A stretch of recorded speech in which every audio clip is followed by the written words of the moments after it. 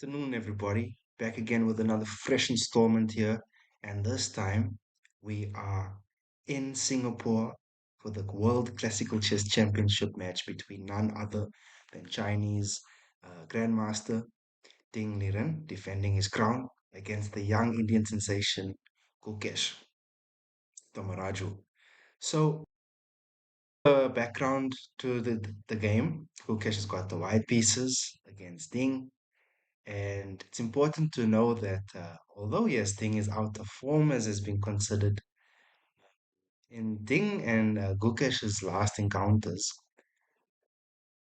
two classical encounters, Ding has defeated Gukesh uh, both times in a Tata Steel in the beginning of this year, um, or beginning of 2023 and 2022. So there is this factor as well, and we do know that yes, Gukesh is playing brilliant chess, and it's been documented that Deng is not at his best. But we've seen moments and snippets of Ding returning back to his old form somewhat in the last Olympiad when the bones were there for him, right? It's just about converting the position. So some more detail for this specific match. It is 120 minutes the players have for the first 40 moves, and there's no increment for the first 40 moves. Thereafter, once time control is reached, players get an additional 30 minutes, and only from move 41 do we see a 30-second increment. And this become an important factor in this game today, in today's match. So, in this match, in this today's round one, Gukesh has got the white pieces and opens up with 1 to e4, and Deng responds with the French defense, which is mind-blowing. This is not very often seen at the highest level in World Championship chess, although it has been a front runner for many top players of the past, such as Korchnoi when he played it against Karpov in their match. Um, Korchnoi is a big front runner with Wolfman, loved it a lot. Um, we have champions like Botvinnik that a great deal. But in the modern World Championship era, it's not been seen very often, and it's only the fourth time that in the first round, the French defense has been employed, and every time there's been a decisive result, which is also another fascinating stat. So here we can see that Ding is telling us that he's about to fight. He doesn't want a quiet e4, e5 game, some Petrov structure. He's going all out here and he's letting his intention be known from the very first move, yeah. And this, and as we continue, Gukesh goes d4, d5. It's a standard setup here. Knight c3. Ding will go knight f6, and then e5 will come. Options here, standard is knight to d7. Knight e4 is an option as well, but Ding just goes solid. Knight f to d7, f4. Common theme here, and c5. Ding says, okay, I'm gonna try and break this side of your chain. Gukesh says, no, I'm going knight c to e2. Now, more common here is knight to f3, just guarding this pawn. This is much more rare, but knight to d2 does serve to guard the d4 pawn as well as f4 and allow for this c3 thrust. It's worth noting then that this was employed not too long ago, well, maybe a couple years ago, when Vishy Anand had it in a world championship against Shirov, which he won very nicely in that game. So we can see the influence perhaps there from Vishy Anand sir. 6. Uh, Liren continues his development, just applying more pressure maybe on the square with his knight there. You can see the queen is likely to come out. Bishop's got some space to develop. And with that, Gukesh just goes c3 to solidify the d4 square and a5 by Ding. So many commentators were contemplating that Ding would go bishop to e7 or maybe f6, trying to break down the square and get some space. But Liren says, nope, I'm going to play on this side of the board and try and generate some play there, which is like the third top recommended move by the engines. Okay, knight to f3, a4, Ding is running the pawn down trying to create more space there. And we have bishop to e3. Gukesh just solidifying the d4 square as well as developing the bishop. Maybe for ideas to swing the rook over to help with this defense or to counter. Okay, here then we have bishop to e7 by Ding. It's important here we go into the analysis a bit. C takes d4 is possible and is played, but then we have this c takes d, knight b6, and the game just goes on, right?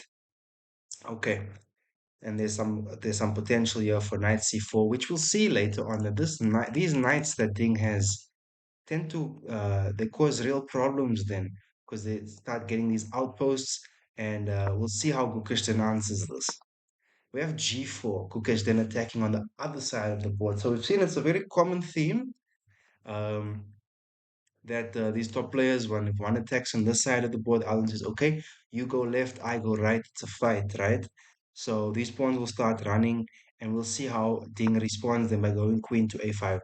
The plan here is relatively straightforward. It's to capture, and then the c pawn cannot capture back as it is currently in check. So then Ding sending out an indirect warning there. Gukesh just says, no problem, I'm going to go bishop g2 and continue my development. Fine, he has also bishop to h3 to perhaps support a f5 thrust, which is common in these structures. So we can see Gukesh is still doing all right. He's got the V for victory structure. And here Ding just says, okay, fine, I'm going a3 to try and undermine your pawn chain. Not the knight there, the pawn chain that way. Not the problem. Gukesh says, I'll just go b3 and discard that. It's clear to not capture here, just really hurting your structure, and this would be a backward pawn. So b3, we have c takes, and now we have b4, a little intermezzo, because as mentioned, this is not possible right now. b4 just kicks the queen away, and the queen then drops to c7. But an analysis here, if we go to queen to b6, right? We think, okay, it is natural looking, you're defending the pawn here, but white's got more attackers on this pawn, much more attackers, right?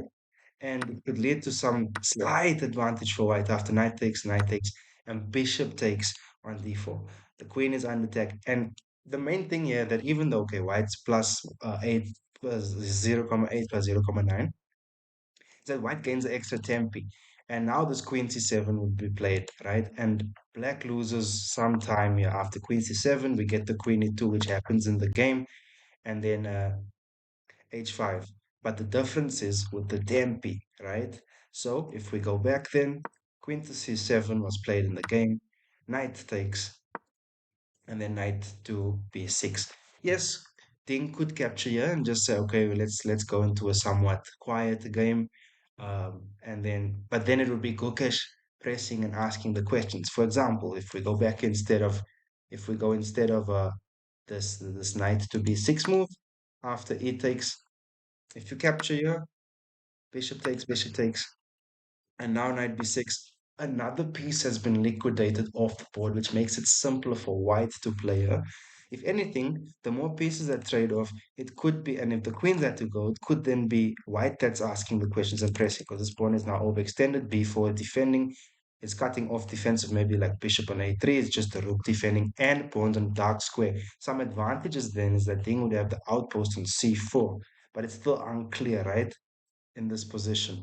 So after queen c7, then as mentioned, we have takes and knight to b6. Turning the engine off.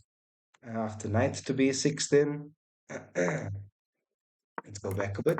After knight to b6, we have castles, and now knight to c4. This knight is planted there on c4. It's an outpost, cannot be attacked by any pawn, and it just optically, stylistically looks very appealing and attractive for Ding. The knights obviously at this moment attacking the bishop on e3, so it would have to evacuate or could defend maybe, but Gukesh does then go bishop to e2, bishop to f2, sorry. But then we see the knight eventually coming in after the bishop moves to d7. Ding just developing the bad bishop. Generally, the French has a bad bishop. It's the light squared bishop. But Ding develops that piece, and now his rooks are connected as well. But does Ding castle here? We'll find out. Queen to e2 then, and now knight takes. Ding times it well, knight takes. And in this position, it's now quite critical, right? It's important here to capture with the bishop and not the knight. If you go bishop captures, it's knight b2. f5 is a reality here, right? Because um, in this position, if you capture the pawn, for instance, it's big trouble because of e6, right? And now this is opened up.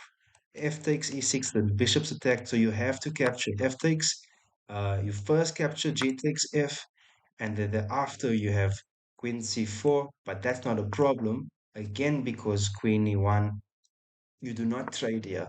Queen e1, and then after that, let's say knight to d3, it's all good. Queen g3. And the main problem in this position is the g7 pawn being unguarded and the black king still in the center. But it's all to do with time because now castles, uh, you're just capturing this pawn, and it's a lot of trouble here. The rooks are opening up. Um, there's knight to e5 jumps, a lot of possibilities, right? So if we go back then, after knight takes d4, knight to b2, queen to e3 then, and rook to c8. And now these thrusts aren't really possible anymore because if you just go there, queen takes e3, and you're just down a clean pawn, and it's a worse endgame. And another reason why is because this pawn is so advanced, it's not going to be difficult to push. White's pieces are all cramped up. Black's going to castle soon and bring the other rook into the attack, and it's a double stack on the c. It's really problematic, right? So it's much easier and simpler to play. So this is the importance of white having had to capture with the bishop instead of the knight. So after rook c8, that f5 push that was an idea with the bishop captures is not possible. So thereafter, rook a to c1, just trying to defend here. And okay, yes, now black is slightly better if you look at evaluation, but not by much. It's the level 0,2. So if still played accurately, it should be quite all right. So after rook a to c1, we have queen to c4. Queen to c4 is quite multi-purpose, it's attacking on a2, so it has to be dealt with immediately, right? So Gukesh says, nope, I am going for glory and going for f5. F5 has some drawback slightly. Thing says, okay, you know what? You're going f5. I'm going for the queen trade. It's important here not to trade. So if we go for an example, takes, knight to d3, rook to c2, you just castle, and the knight's quite all right there. Nothing can really put pressure on the knight right now. Of course, you cannot go rook to d2 as knight would capture. Rook captures, and then you're just capturing, picking up on c3. Debt collector, the sheriff is in town. So we see then that queen to e3, queen takes d3 doesn't happen, but instead we have queen to e1. Now, this move is question marked by the commentators. The reason being is because now the piece has become overloaded after bishop g5. This rook is stranded. What is your rook doing out so late at night? This is the question. Rook to d1 is not possible, of course, because of knight takes or even queen takes. Uh, rook to b1 also not possible because you just lose the pawn, so this rook is guarding there. So the only square the rook really has now is rook to c2 to keep some sort of protection on the c3 pawn, because if this c3 pawn falls, the game is collapsing for Gukesh, right? It's important here to not go bishop a4 as it looks appealing, but because if you go bishop a4 here, f takes e6, and the tactics are tacticking. F takes e6, for instance, f takes e6, and now knight takes e6. There's attacks on the bishop. There's attacks uh, on the bishop there. The king is open, and bishop c5 ideas open up later with rook to f8 ideas. This is now down the line tactics where the queen eventually is on the light square and attacks on h7, right?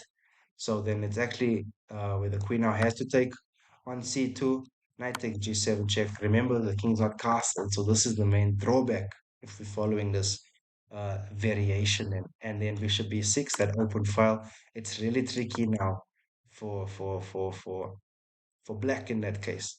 So if we go back then uh, to the position.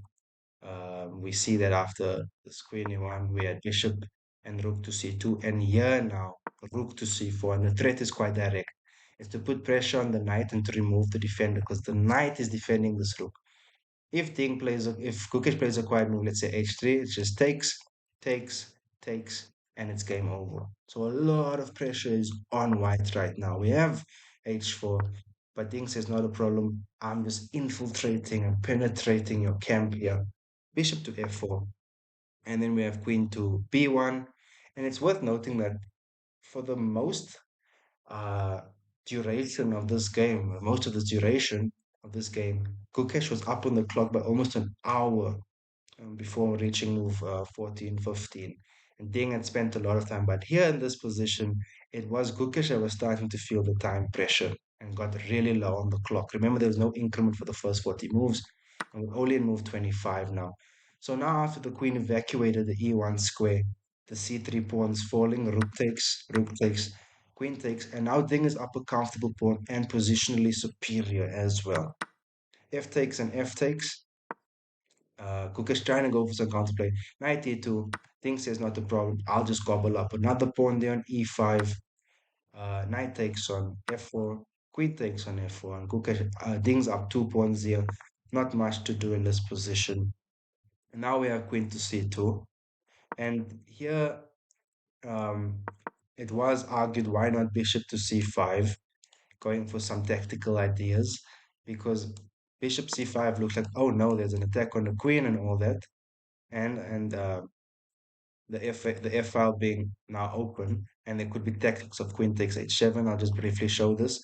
If that, then queen takes g4. We think, okay, we have queen to h7, which is a beautiful tactical jab, because if rook takes, of course, then it's checkmate.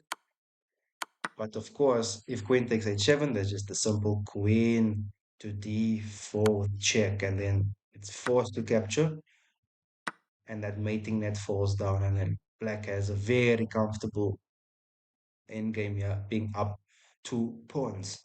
So if we go back, then we have queen to c2 and then queen to c4. Ding would love to now just trade queens and play a superior endgame. Queen to d2, castles in by black. Bishop to d4. Ding trying to generate some, Gukesh trying to generate some counterplay. But now the knight d3 move is so crucial and well spotted in this position. Knight d3 is then setting up, uh, takes the trades on f1, and the crucial move is e5 to find, because this helps kick away the bishop and pushing perhaps for more pass points, right? Applying more pressure. Bishop takes on e5, and an intermezzo first with queen captures on g4 with check. So now there's different ways you could defend, maybe bishop g2, bishop g3. Gukesh chooses bishop g2. Bishop g3 was more expected, because now after bishop g2, the light square bishop's going to join this party. After bishop to f5, once bishop f4 comes in, it is toodles. So bishop to g3, we have this bishop to e4.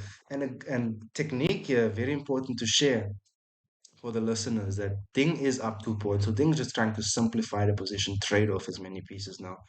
Because being up 2 pawns, be having an advanced a pawn, the king will come in soon. It's just clearly winning past d pawn as well.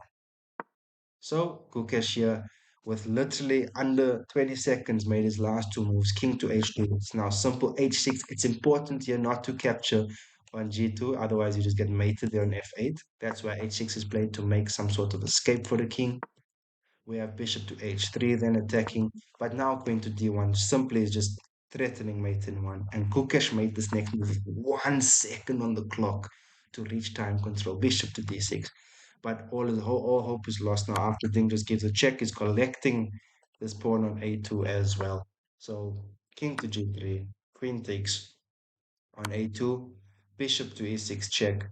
And now it's important not to go h7, as queen takes e4 will give white drawing chances, but just king h8.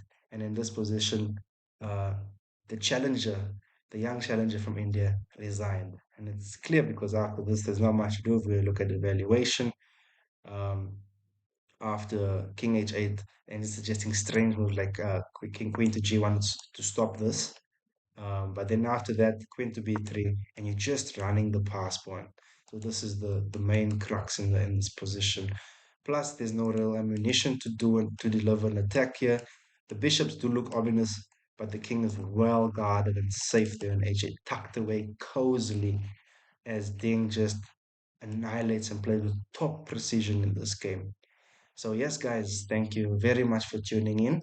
And I'll be continuing the coverage as we move along in this fascinating match. As mentioned, this is the first time since 2004 that a player wins in round one with the black pieces. The last time this happened was in the Kramnik Leko match in, yeah, 20 years ago, basically now, yeah.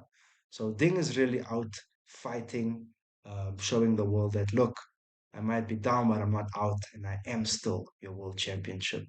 So, since Ding played the French, I will say au revoir. See you tomorrow.